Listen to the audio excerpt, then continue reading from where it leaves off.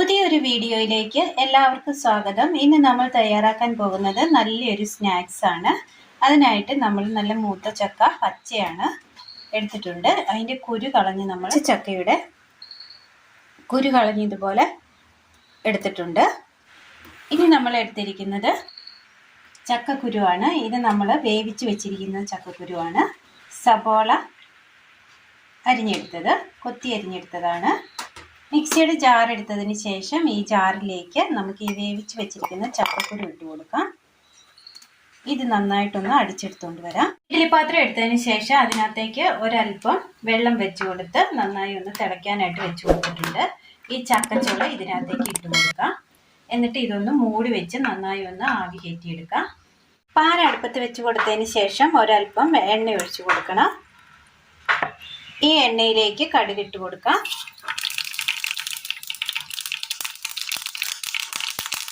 സവോള,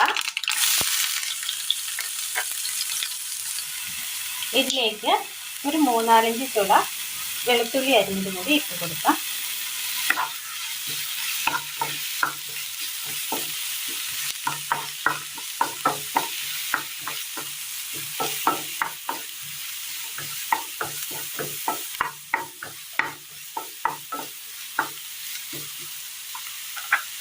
കറിവേപ്പില,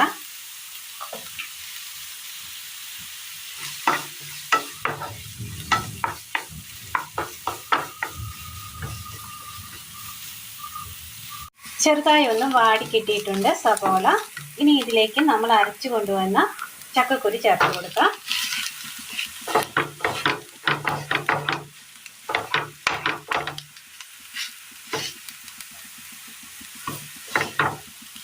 ഇത് നമുക്ക് ഒരു സൈഡിലേക്ക് അങ്ങ് ഒതുക്കി വെച്ചേക്കാം. ഒരല്പം എണ്ണ ഒഴിച്ച് കൊടുക്കാം. ഇതിലേക്ക് മഞ്ഞൾപ്പൊടി, മുളക് പൊടി, ഒരല്പം മീറ്റ് മസാല നന്നായി ഒന്ന് ഇളക്കി കൊടുക്കാം. ഈ പൊടികളൊന്ന് മൂത്ത് വരുന്ന സമയം എല്ലാം കൂടി ഒന്ന് മിക്സ് ചെയ്തെടുക്കാം.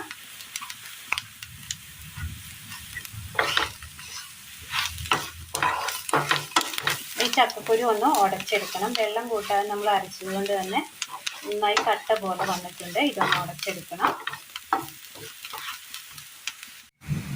ഇത് നന്നായി ഒന്ന് നമ്മൾ ഉടച്ചെടുത്തിട്ടുണ്ട്. ഇനി ഇതിലേക്ക് ഒരല്പം ഉപ്പ് കൂടി ചേർത്ത് കൊടുക്കാം. ചക്കക്കുരു വേവിച്ചപ്പോൾ നമ്മൾ ഉപ്പ് ചേർക്കാതെയാണ് അത് ആവിയിൽ പുഴുങ്ങിയെടുക്കുകയാണ് ചെയ്തത്. ഇപ്പം നന്നായി ഒന്ന് മിക്സ് ചെയ്തെടുത്തിട്ടുണ്ട്.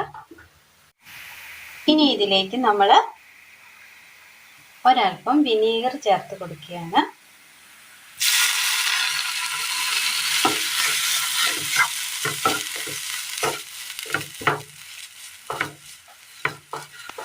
അല്ലെങ്കിൽ ഇതിലേക്ക് ഒരു അല്പം ചെറുനാരങ്ങയുടെ നീര് കൂടി വേണമെങ്കിൽ ചേർത്ത് കൊടുക്കാവുന്നതാണ്. ഞാനിപ്പോൾ വിനീഗർ ചേർത്തത് കൊണ്ട് ചെറുനാരങ്ങയുടെ നീര് ചേർക്കുന്നില്ല. അങ്ങനെയാണെങ്കിലും നമുക്ക് ഇതിനകത്തേക്ക് ചേർത്ത് കൊടുക്കാവുന്നതാണ്.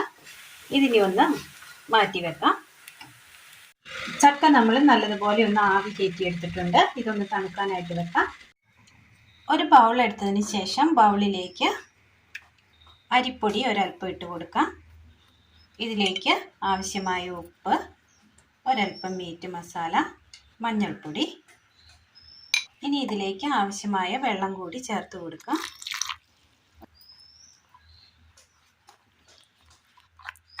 ഈ ഒരു പരുവത്തിൽ നമ്മൾ മിക്സ് ചെയ്തെടുത്താൽ മതി മാവ്. ഒരു ചീനച്ചട്ടി അടുപ്പത്ത് വെച്ച് കൊടുത്തിട്ടുണ്ട്. അല്പം എണ്ണ ഒഴിച്ച് കൊടുക്കുകയാണ്. ആവി കയറ്റി വെച്ച ചക്കച്ചുള നമ്മൾ എടുത്തിട്ടുണ്ട്. ഇതിനുള്ളിലായിട്ട് നമ്മൾ തയ്യാറാക്കിയെടുത്ത ആ മസാലക്കൂട്ട് ഇതിൻ്റെ ഉള്ളിലേക്ക് നമ്മൾ വെച്ച് കൊടുത്തിട്ടുണ്ട്. ഇനി ഇതൊന്ന് മടക്കിയിട്ടുണ്ട്. ഇതുപോലെ നമ്മൾ മടക്കിയെടുത്തിട്ടുണ്ട്. ഈ മാവിലൊന്ന് മുക്കിയിട്ട് എണ്ണയിലിട്ടൊന്ന് പൊരിച്ചെടുക്കാം. ഇതുപോലെ ഒന്ന് വെച്ച് കൊടുത്തിട്ടുണ്ട്.